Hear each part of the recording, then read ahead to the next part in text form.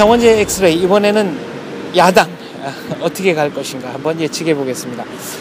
박준영 전남지사가 신민당이라는 당을 창당하겠다라고 선언했습니다. 현역 의원은 아직 아무도 동참 의사를 내비치지 않았습니다. 목포의 천재로 불리는 무소속 천종배 의원도 신당 창당 선언을 했습니다. 별도의 신당 창당 선언입니다. 이 밖에도 여러 갈래의 창당 흐름이 있는 것으로 알려져 있습니다. 그렇다면 야당은 어떻게 되는 걸까요? 친노와 비노의 대결이 격화되고 있습니다. 분당은 필연적인 것으로 보입니다. 그렇다면 왜 이렇게 많은 분들이 분당 선언을 하는 걸까요? 다음 총선에서 야권에서 가장 다수당이 된다. 이것은 다음 대선 2017년 12월 대선에서 야당 단일 후보를 내는데 가장 유리한 위치를 선점한다라는 것을 뜻합니다. 그런 면에서 일단 각계약진을 한 뒤에 결과를 보고 합칠 수 있는 충분한 정치적 공간이 마련되는 거나 마찬가지죠.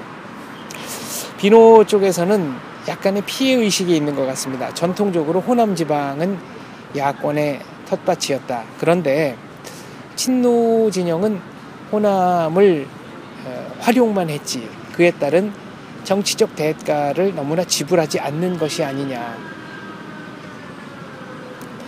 그리고 친노는 마땅한 지역적 기반이 없기 때문에 지역적 기반을 탄탄히 하는 정당이 출연해서 총선에서 약진을 한다고 하면 다음 대선 후보를 비노 측에서 이른바 정통 야당 세력, 그러니까 호남을 기반으로 하고 있는 구민주당 세력에서 배출할 수도 있는 것이 아니냐. 이런 계산이 작동하는 것 같습니다.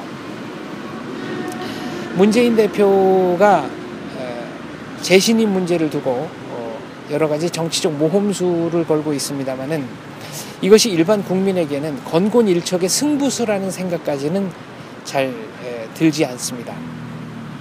아마 당 내의 정서와 일반 국민의 정서가 조금은 차이가 있는 것이 아닌가, 그런 생각을 저는 개인적으로 하고 있습니다.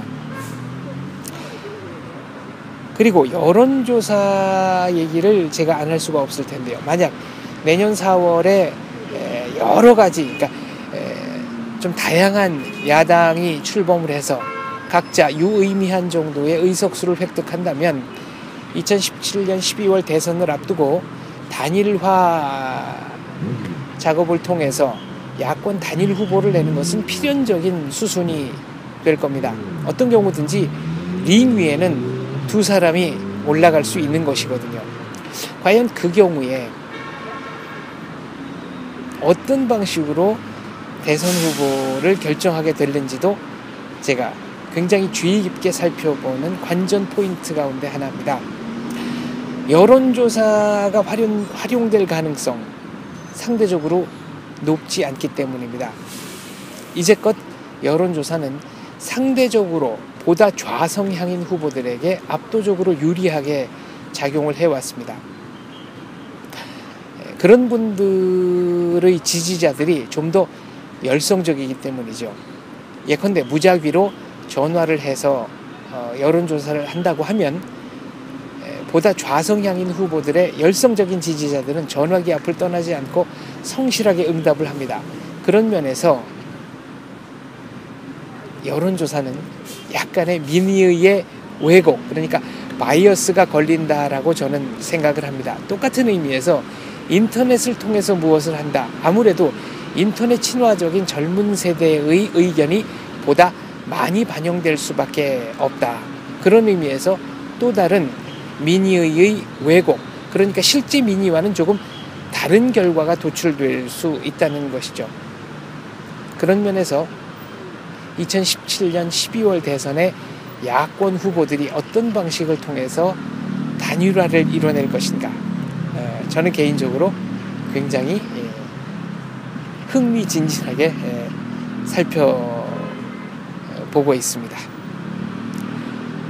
다음 총선에서 어느 분이 창당한 정당이 야권의 헤게모니를 쥐느냐, 이것도 또 다른 관전 포인트입니다. 그 이전에 과연 얼마만한 숫자의 야당이 출범해서 합종연횡을 거쳐 몇 가닥으로 정리가 될 것인가, 이것도 제가 주의 깊게 살펴보는 관전 포인트 중에 하나입니다. 감사합니다.